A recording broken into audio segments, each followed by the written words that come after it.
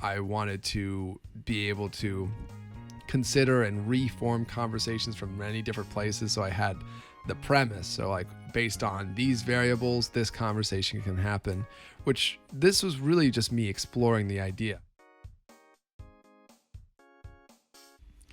Hey, I am Demon Dev, and I thought I would kind of go back in history and look over where I've come from, trying to encourage myself and develop as positive a mental as possible. Um, and I've worked on this for a really long time. I've worked on it for 5.5 years. It'll probably be another year before it's truly released, but I'll probably do an early access demo at the end of this year. So I'm excited about that. But trying to kind of bring everything together, why I'm doing this, and how to find the energy, what are reasonable expectations to set for myself. So I'm kind of looking back at 2018, so about 4 years ago, when I released Electra as a writing tool, which was like a buildable player out of Unity.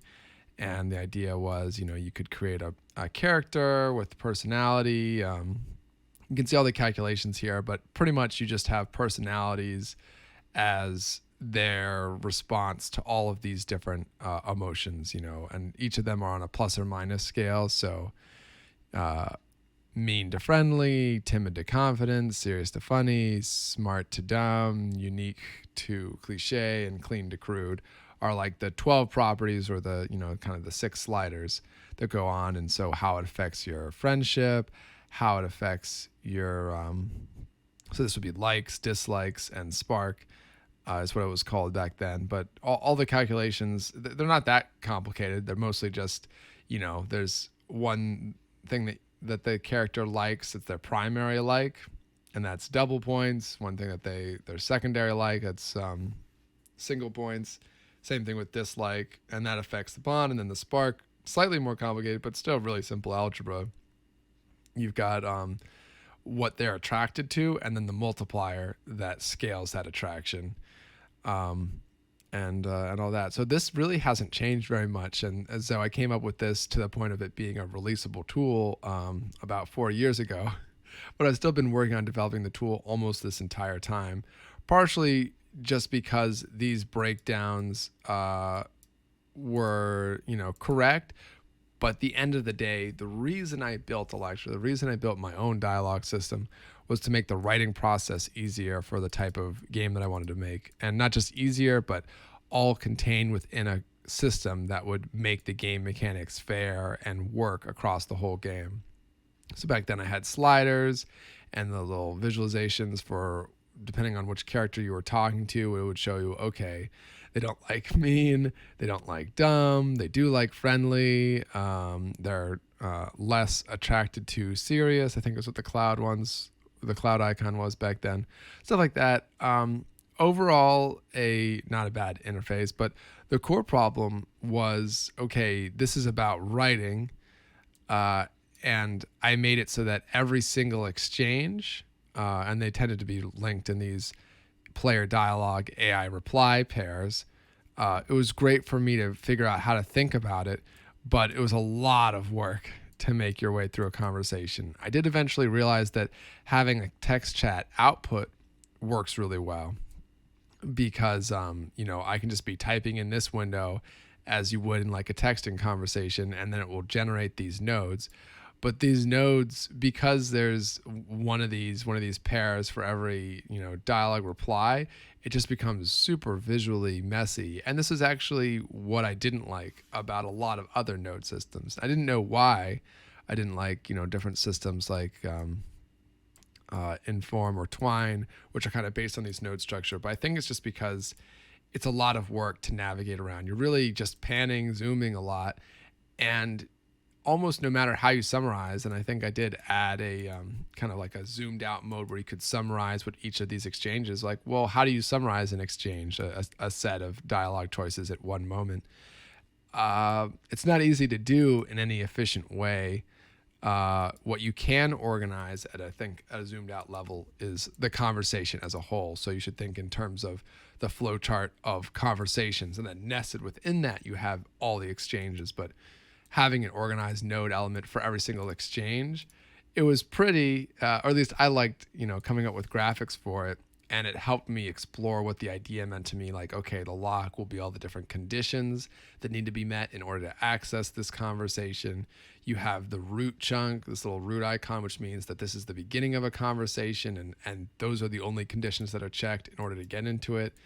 I wanted to be able to consider and reform conversations from many different places. So I had the premise. So like, based on these variables, this conversation can happen, which this was really just me exploring the idea. I had a calculator tab, which I did keep a simplified version of, that kind of helps you understand as you're writing the system that you're not in control of.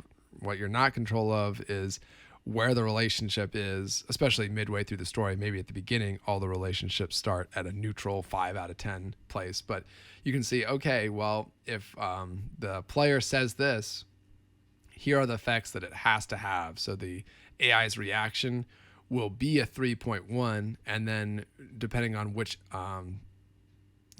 where you put the AI's responses, you need to think about that difference. If the AI's response is a 3.1, but the closest rating snap, the closest thing that the AI can say is a 1.7, then she's actually being like meaner or having a worse reaction, is a better way to think about it. She's having a worse reaction than how she actually feels. How she actually feels is the math.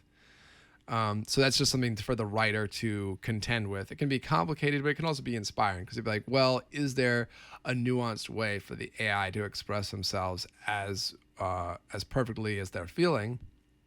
Or even quite the opposite. Maybe the AI has a really low rating and the only option is this higher one. So she would build a lot of frustration because she's not able to express what she's feeling. But she's still saying the nicer option, and all that kind of insane, contradiction, which is true to real life, exists here. So it was really exciting to build this tool, and I was really proud of it. But I wasn't just making a tool for other people. I was making it for myself. And at the end of the day, I still found it kind of exhausting to operate in this system. It felt like it worked from a player's point of view. Like, okay, you get these options and these math systems you can rely on, which allow you to develop, complex strategies and have some fun with how this works.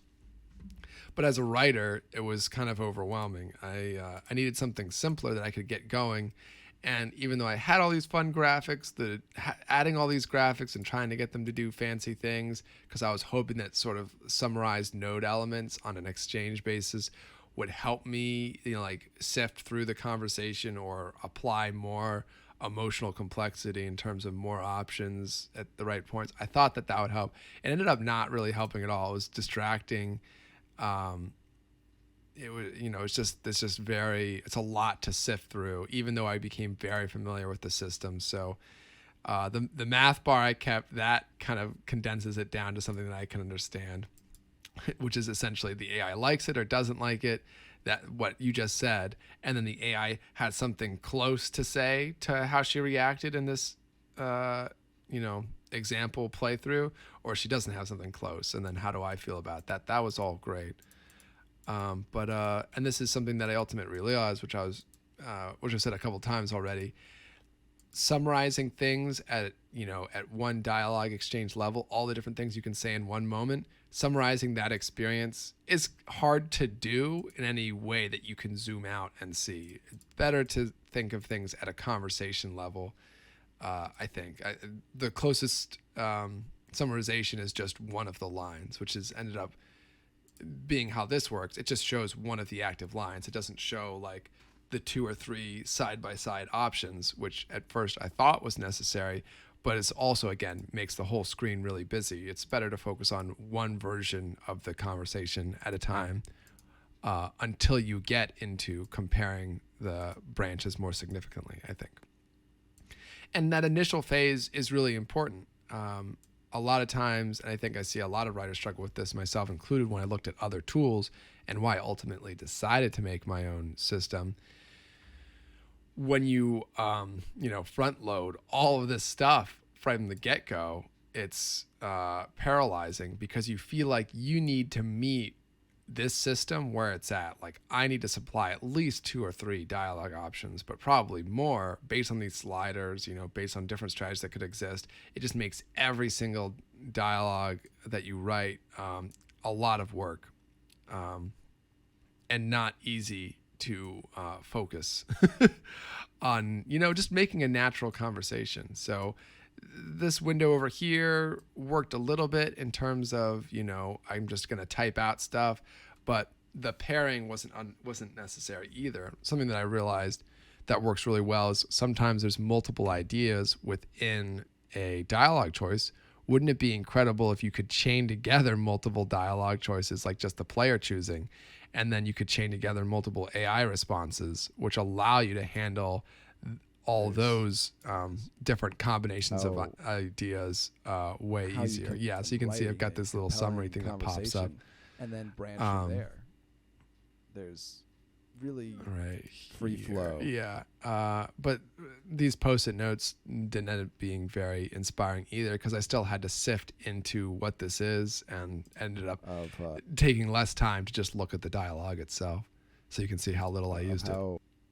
Anyways, fast forward. 4 years. And I had another big realization, which is that tools work way better in editor. I kind of opened my eyes and realized, hey, VR chat is doing something really incredible. It's all just a Unity editor tool in order to get content into the game. I want to do that for me as a developer. That's going to make things so much better for me. And so now everything works like this. Now, the node system was quite an afterthought. Initially, I didn't even think I wanted one at all. And so you can see this. I'm now jumping between different conversations across days. That's what the node system is for, and I think feels a lot more natural than trying to use nodes to organize the exchanges. I already have a visualization of the exchange. You can see how I've centered that in the screen. Now we're in Unity instead of a build like exe outside of Unity. This can make the programming a little bit more difficult in some ways and more unstable, but it means that I'm not constantly worried about like play mode crashing. Things are kind of being saved in real time without that additional overhead of it playing. Anyways, so what's going on here is an easier to interact with interface. So in the what's it called, other version, I had a player that had something sort of like this. Oh, let me move this so you can actually see it. I had sort of like a text chat, which is a visualized, kind of pretty version of this, but they weren't all like interactable this easily. Like I would have to select it and then it would pop it down to a bottom window. This is just like, much, much better. All of the text is editable, as if you could, go into your conversation with someone and just change what anyone had said. I've got fun little tools, like if I put in an asterisk, then it will be the AI interrupting that line. So the player will actually see this line without the asterisk. And then it will be interrupted, which is kind of a fun thing. But you can see that there's chained together AI, even the same AI character talking responses, and sometimes chained together player responses. And then whichever option I'm typing in, I have a little caret. It doesn't do like a blinking animation over there, but I have a little caret that pops up that helps highlight this. And now I'm visualizing it in the exact way that it works in the game. And I can even jump into play mode to play it live, which is a huge improvement as well, as I'm sure you can imagine. And I also broke away from needing the VR controllers in order to test it. I've just got a separate number of controls that work with mouse and keyboard.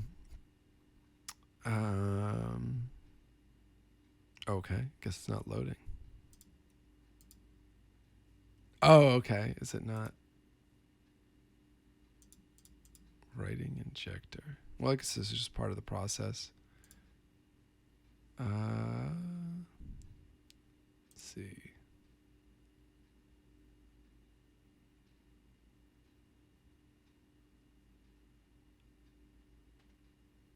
Injector. Fine, we're diving into the code. Is there anything I deleted here?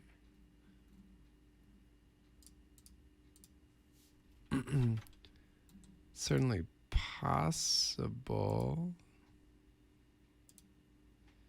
It's also possible that because I've added unload button, it will not.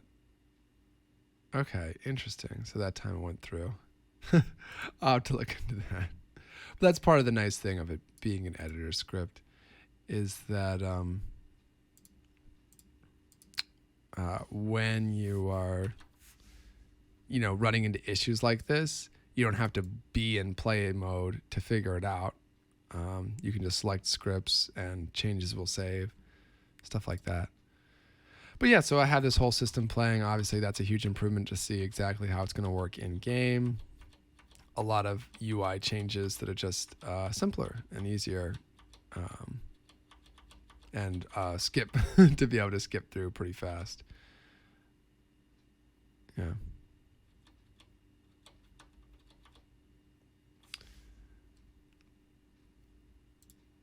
But what ended up being one of the more important things that I realized is it just needs to be as easy as possible to get started. And that's what this was. In some ways, I think this is almost easier than regular screenplay writing because these selectable boxes are all ready to go as far as, adding dialogue and stuff. So I have add buttons to do that, but you can just jump around. You don't have to worry about like the character labels getting selected or anything like that. You can just focus on this character says this here. And that's been really positive. It's working. I'm only like 6 days into this draft of the game, but I've gotten through about a week and a half in the past, which is, 20 to 30 conversations per day. So I've written like about 200 conversations, but I've rewritten them a couple times trying to really get into the story, and that's been going really well. I'm actually contending with the parts of the story that I like or don't like or are awkward and need to be reworked. And this is it's just a comfortable environment to work in, and that's why I made the tool to make writing easier for me. I think it's possible, and I've done a lot of soul searching about this, that all I wanted to do was make a big story. I do think player choice matters to me a lot too. That is really important. But I think it's possible that I would have been happy also writing a story.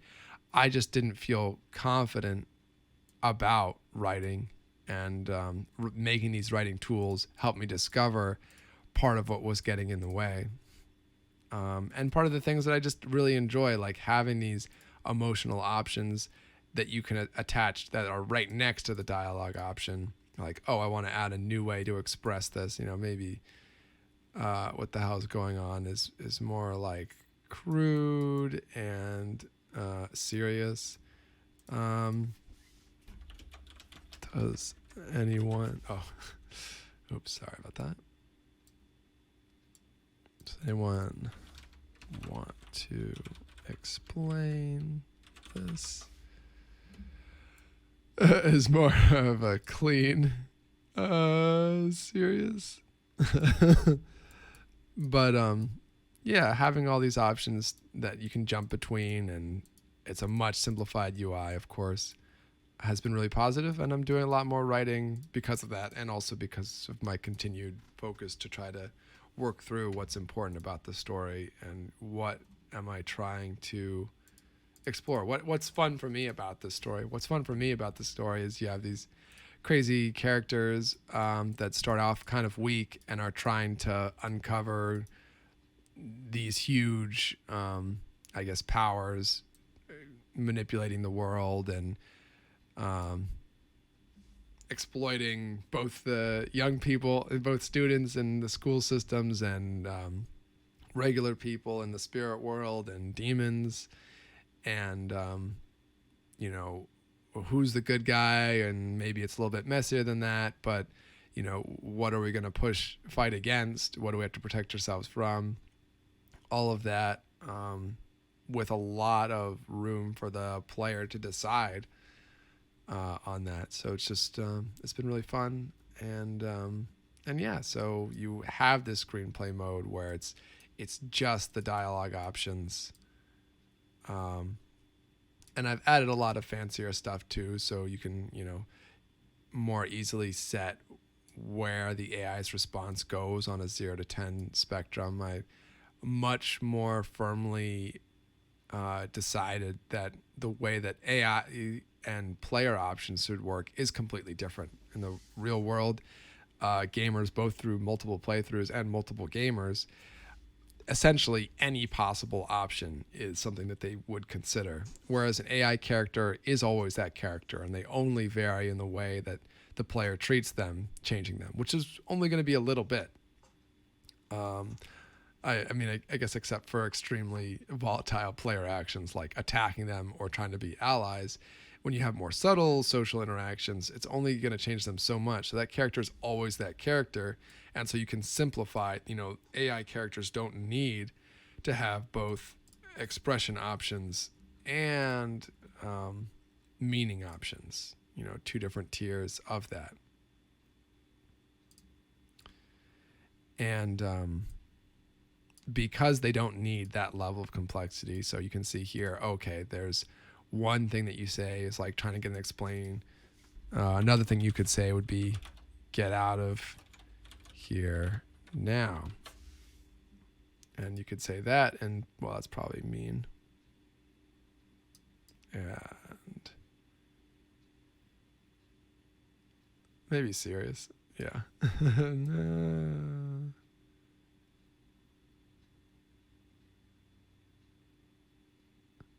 Yeah, that's good. Humiliating kind of makes sense. So you have this level of complexity, two-dimensional complexity, one dimension being the tone options, the other dimension being the meaning options, saying totally different things, and maybe this branches to a totally different AI thing. So that would be like, I was here first. And this, branches us off into an entirely different conversation potentially. Than saying this does. And it's automatically updating. You can see those two things. In fact, one of the other things that I have yet to use very much, just because branching is a lot more complicated, is being able to split this into two displays. So what happens, let me see here. If I select this from both ends, I guess I have to load the same playthrough or additional one. Not sure. Let's just try. If we go to day 1 and we reinitialize, I guess that one has a different begin. Oh, I need to select the secondary in an inspector. Cool. Nope. This is part of why I have an ultra wide and why I've allowed myself to build it like this. But so the really cool thing is when I make these branching choices, I can see both versions of the story at the same time. Let me do this. Cool. I can swap back and forth. So if I switch this to deep, and I switch back and forth between the different emotional options. Oh, I guess I need to create a new tone option for that. But if I do complex, then I can jump before. And so maybe both of these options are choosing the first one of these options, but they're choosing different. We can just switch both of these. Different tone options.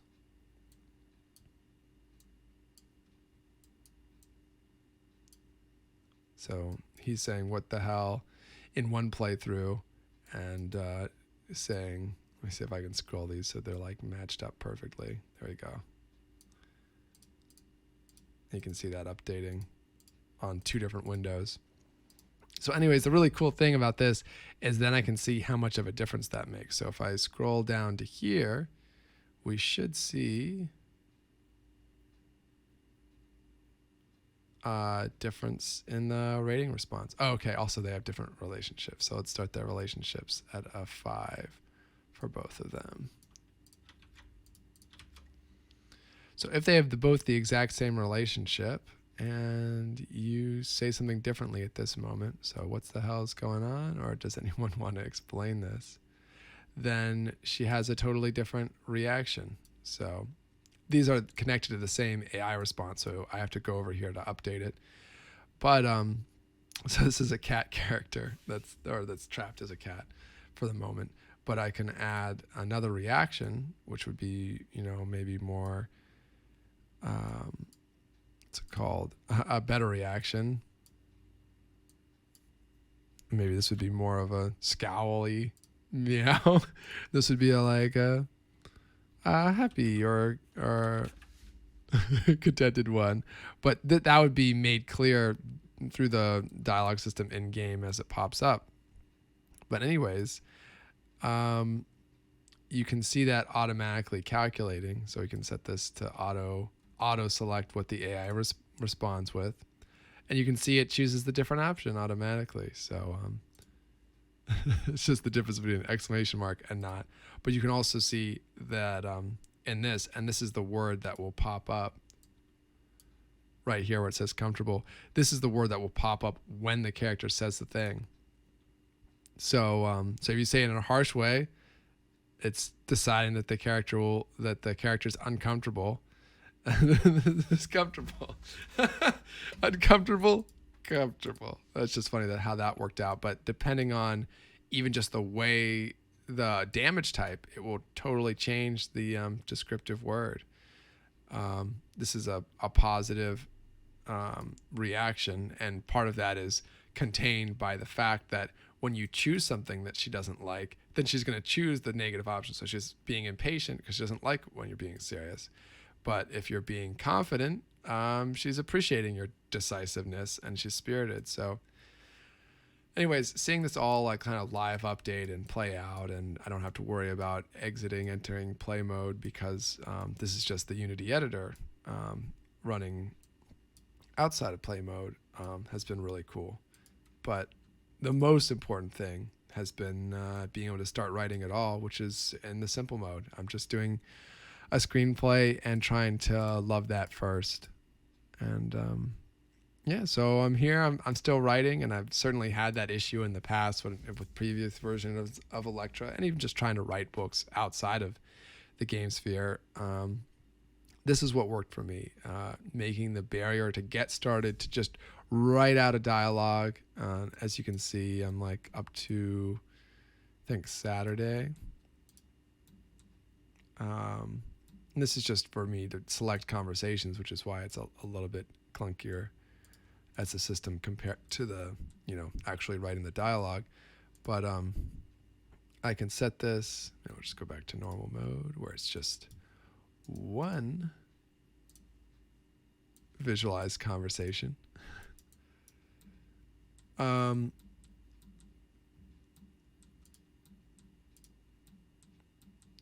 But you can see I've got this whole thing written out, but I haven't attached any emotions at all. They're just at their default friendly, and 5 out of 10 ratings, even though the rating system is ready to automatically calculate them.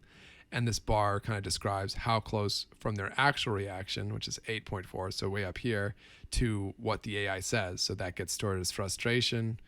And then it looks like it's always a snap down because Eve is liking you, or maybe that's Nara, quite a lot. But if it was a lot lower, then it would be snapping up from a very low rating because she really doesn't like you.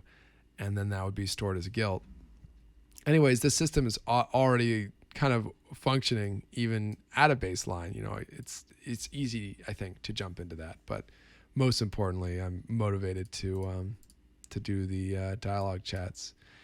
And I haven't gotten too much into the complex, and I think that will be more like revisiting the story after completing, in a sense, a playthrough. That's been my whole realization, making dialogue systems for my game, but hopefully other people's games or other people's mods to this game one day as well, is as a story writer, I want to write one good story first and not have the weight of trying to figure out how I'm going to make alternate versions of the story work later. One, because the quality of life is just terrible. Like anytime you do one dialogue, now you have to write 2 or 3 different options that you don't feel strong about, or 2 or 3 AI responses. That's terrible. And that's one of my favorite things about this system is you can just make one AI response or one player option. And that's fair because you're being told up front, okay, you can only say a mean thing here. Maybe that's just an admission of the main character. You can only feel being mean right here. Or the AI character, no matter how you express this idea, she's not going to like it, or she is going to like it. She is going to go along with it. And because I'm telling that directly, there's no illusion that's being put on. You're not thinking, oh, was that the wrong choice when really it didn't matter. You always know whether it could have mattered. You don't know how much, but you see that happening. It's a system that's fair, that you can believe in and then strategize around. You know, if your bond is really high, then you know really kind of how mean, no matter how mean you are, you'll probably still get a highish rating. So she doesn't like you being mean. Makes sense. She really doesn't make you being, I guess, mean and funny in this context. So that means that, she feels sensitive. Her actual rating, you're so high up. Oh, wait, what am I saying? The rating is a 9, so she does like you being mean. The lowest rating it seems you can get is like a 6. Is that right? Yeah. Oh, wait, you can get... Okay, she hates crude even more. So the lowest rating you can get to a 3, even though that's the worst possible. I love swimming in poopy garbage. But right, so you could say something like that, and if it made sense in the context, if you felt inspired to as a writer, and her reaction would be absolutely terrible. So snapping to a 3 when her relationship is starting at a 10, essentially means that it's gone down from a default of 10 out of 10. So that's like the worst possible. You're still at coming to like a 4. So you can take that into account. And anyways, I've liked playing around with the system. I hope it'll be fun to play through when it comes out. Hopefully early access demo at the end of 2022. But have a good one. And hopefully if you're watching this because you're interested in dialogue systems or like what matters if you're creating your own or trying to decide what to go with, I think one really important consideration is how fast can you just blow through writing normally and getting that into the system. That ended up being a really big paralyzing point. I felt like I wanted to be able to sit it down at my computer and write a conversation for 10 minutes.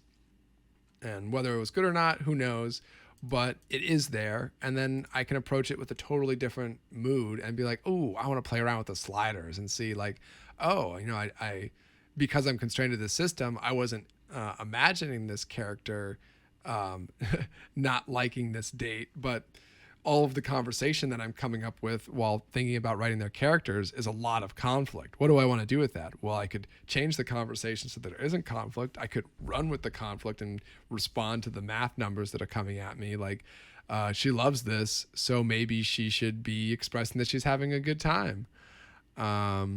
Or, expressing that she doesn't want the date to end or something like that. Or trying to schedule a new date. Whereas if the math number is just telling me, oh, she's really disliking this, I had imagined this scene to be a really fun date, but it just happens that the conversation that I'm writing and the numbers that are getting attached, the AI's having a lot of impatient, descriptive words in their reaction. So maybe I should run with that. Has been really good. All right. Have a good one. Again, hope this was useful if you're thinking about these sorts of things or just interested in. And stay tuned for more Double Demons development updates.